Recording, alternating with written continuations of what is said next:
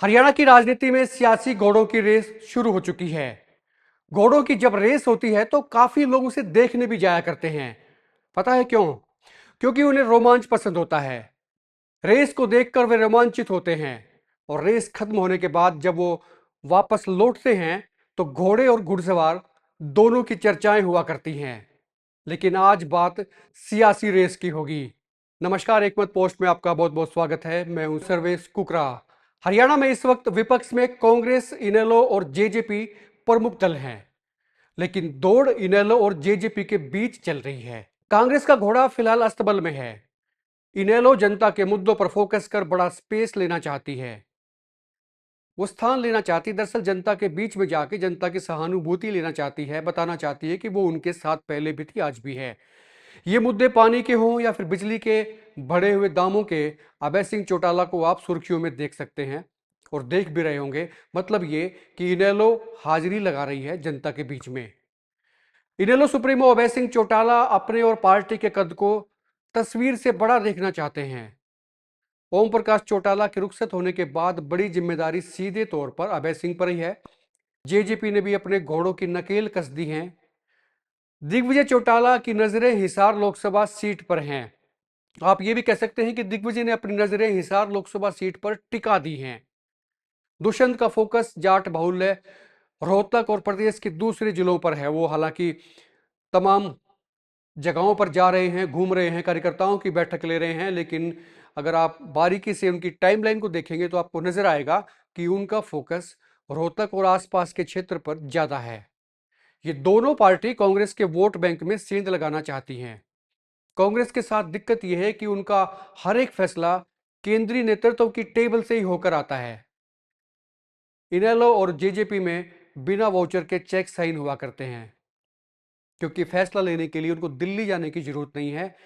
खुद फैसला लेना है, जब भी लेना है वो ले सकते हैं, किसी से पूछने की, टोकने की जरूरत नहीं है। बीजेपी ने हरियाणा में तीसरी बार सरकार बनाकर अभी तक कोई बड़ा तीर नहीं मारा जिसके लिए जनता उनको शाबाशी दे या फिर जनता को ये लगे कि हाँ, हमने बहुत ठीक किया, इस बार बीजेपी को फिर से चुना। तो पता नहीं उनके साथ में क्या हो गया या क्या बीजेपी ने उनके लिए कर दिया, ऐसा अभी तक कुछ भी नहीं है। बीजेपी का फोकस अंग्रेजों के फार्मूले डिवाइड एंड रूल पर टिका हुआ है। पिछली बार भी, पिछले चुनाव भी हम बात कर रहे हैं, वहां भी बीजेपी का फार्मूला यही था कि बाकी को डिवाइड कर दो, आप अपना हिस्सा ले जाइए, और इसमें वो कामयाब भी हुए थे। लिहाजा जनता अब इस गुड़दौड़ पर नजर लगाए हुए है कि जो जीतने वाला घोड़ा होगा, दाव तो उसी पर खेला जाएगा। 100 बात की एक बात ये कि जिस पर जनता का भरोसा ठुकेगा, दाव उसी पर लगेगा। इनेलो और जेजेपी चाहती हैं कि जब तक कांग्रेस के घोड़े पॉलिश होकर अस्तबल से बाहर आए, अपना आधा काम निपटा लिया जाए। इसीलिए आजकल आपको वो सड़कों पर नजर आएंगे, लोगों के बीच में भी नजर आएंगे। मुद्दों की राजनीति करते हुए इनेलो और जेजेपी के नेताओं को आप देख सकते हैं।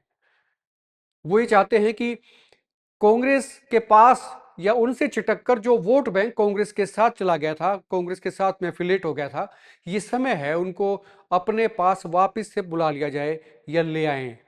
लेकिन जब दुकान में माल होगा तो ग्राहक भी आएंगे, और दुकान में माल दिखाने की, भरने की कोशिश इनेलो और जेजेपी दोनों ही पार्टियां कर रही हैं। यानी कि रेस जो है इस वक्त इनेलो और जेजेपी के बीच में है। कांग्रेस को वक्त लग सकता है, लेकिन जब इनका गठन होगा संगठन का, उसके बाद में क्या चीजें दुरुस्त होंगी, या कांग्रेस में जैसे परंपरा रही है, कई गुट अलग अलग तरीके से काम करते हैं और गुट गुट के खिलाफ काम किया करते हैं, वो परंपरा फिर से लौट कर आएगी या फिर से आपको दिखाई देगी। ये काफी कुछ डिपेंड करेगा जनता के मूड पर, जनता के मिजाज पर। आज के एपिसोड में इतना ही। आप बताएं कि इनेलो और जेजेपी की जो रेस चली है, रेस छिड़ी है हरियाणा में, उसको आप कैसे देखते हैं?